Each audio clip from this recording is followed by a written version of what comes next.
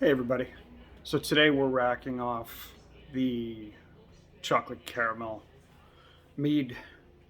We're also adding the cacao nibs and the vanilla. Okay, we've taken an initial gravity reading. Um, I'm going to flip you around here. So we've racked it off. It's a beautiful color, great color. Supplies as per normal. There's the racking, testing our ABV. Cacao nibs. Then over here to the stove, we've got roasted cacao nibs and vanilla beans. For this, I want a real dark chocolate taste. So we took 1 pound of cacao nibs and roasted it for 10 minutes. And we're throwing 3 vanilla beans in. The vanilla beans help to make the chocolate flavor stand out. So we've done the racking. ABV, initial ABV, it's giving us an ABV. We started with 1.10. We finished with 1.015. It's giving us an ABV of 11.16%, which is fine.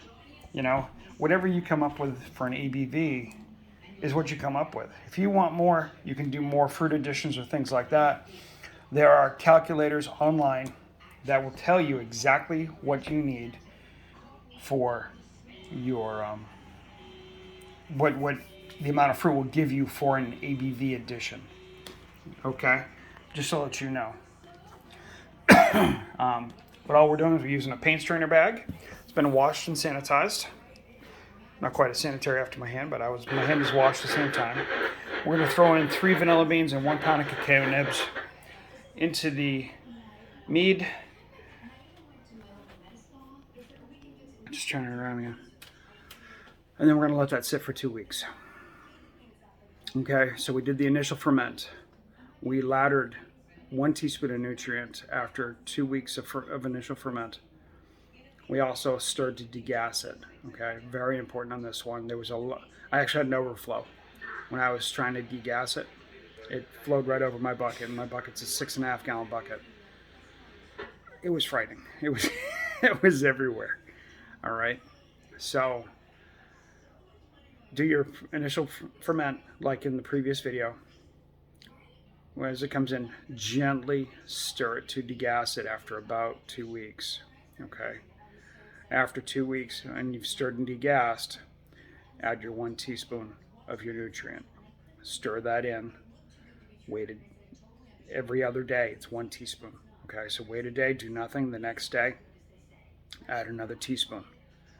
Again, stir and degas gently as you're adding that in, because you're using that to mix it in to activate the yeast or to feed the yeast, but at the same time, you're getting rid of any CO2 that's caught up in the mead.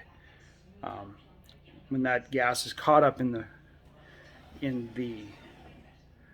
mead, it definitely gives you a feel of it. How to put it? Like pineapple juice when it's gone just a little too far, when it's not good, or orange juice, you get that tingling. You almost get that feeling. It's just not pleasant. It's okay to have. Sorry about the moving here. It's okay to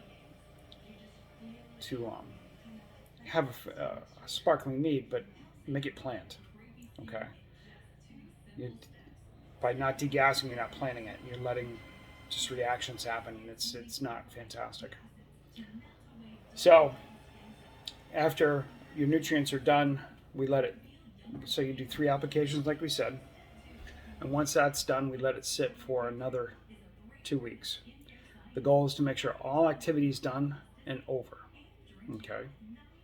So once it's over, then we rack it off, our first racking into the secondary.